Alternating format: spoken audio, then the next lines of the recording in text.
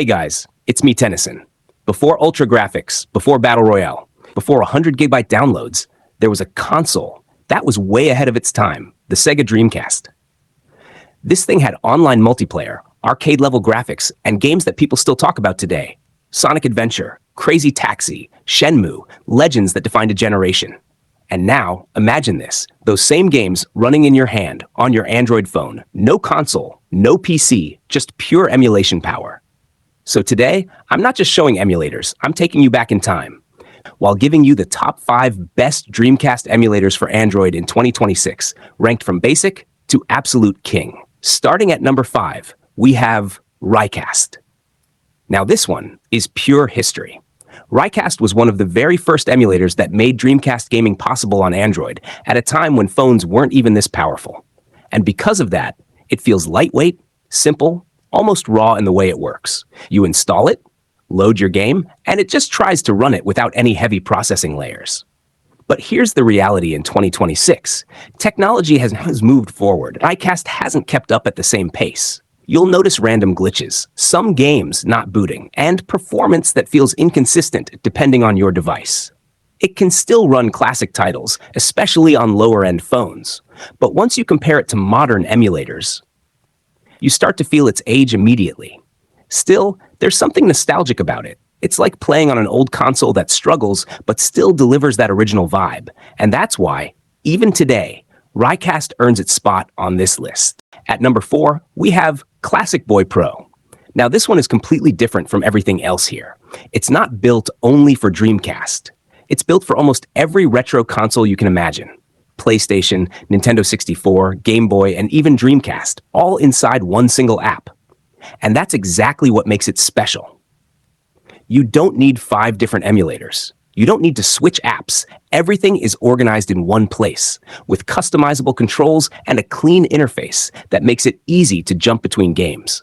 It feels more like a gaming hub than just an emulator. But when it comes specifically to Dreamcast, there's a trade-off. Because it uses cores instead of a dedicated engine, the performance isn't as optimized as standalone emulators. Some games run fine, others feel slightly unstable, and you don't get that maximum power that Dreamcast deserves. So, if you're someone who wants everything in one place, this is amazing. But if you're chasing pure Dreamcast performance, there are better options ahead. At number 3, we have RetroArch. This is not just an emulator. This is an entire system, an ecosystem built for people who want complete control. When you use RetroArch, you're not just playing a game, you're customizing how that game looks, feels, and performs. Using the Flycast core inside RetroArch, you can run Dreamcast games with enhanced graphics, apply CRT filters to recreate that old TV feel, tweak performance settings, and fine-tune everything down to the smallest detail. It's powerful, insanely powerful. But that power comes at a cost. Because the moment you open it for the first time, it doesn't feel simple. The menus, the settings, the cores, everything can feel overwhelming if you don't know what you're doing. It's not plug and play. It's more like building your own emulator experience from scratch.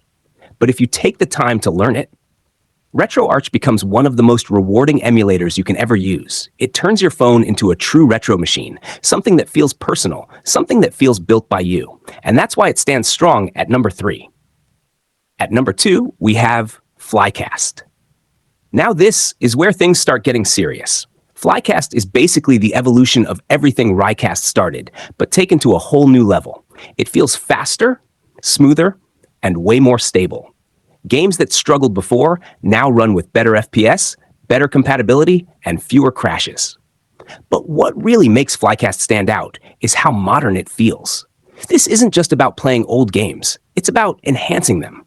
You get better rendering, better performance tuning, and even features like online multiplayer that bring old Dreamcast games back to life in a completely new way.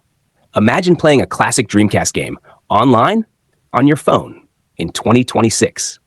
That's something no one expected back in the early 2000s. Flycast manages to balance power and usability in a way that feels just right. It's not too complicated, not too basic, just a perfect middle ground. And that's why it almost takes the number 1 spot. But at number 1, there's only one name, redream. This is perfection. Redream takes everything complicated about emulation and removes it. No BIOS setup, no confusing menus, no technical headaches. You install it, load your game, and it just works. But don't mistake simplicity for weakness, because under that clean interface is one of the most optimized Dreamcast engines ever built for Android. Games run smoother, load faster, and can even be upscaled to HD resolution, making them look better than they ever did on the original console. It feels modern, polished, and incredibly stable. This is the emulator you recommend to anyone, whether they're a beginner or an expert, because it just delivers results without wasting time. And that's why, in 2026, Redream is still the king of Dreamcast emulation on Android. So yeah, those were the top 5 Dreamcast emulators for Android in 2026, from nostalgic beginnings to next-level performance. But now I want to know, what are you going to play first? Sonic Adventure, Crazy Taxi, or something else?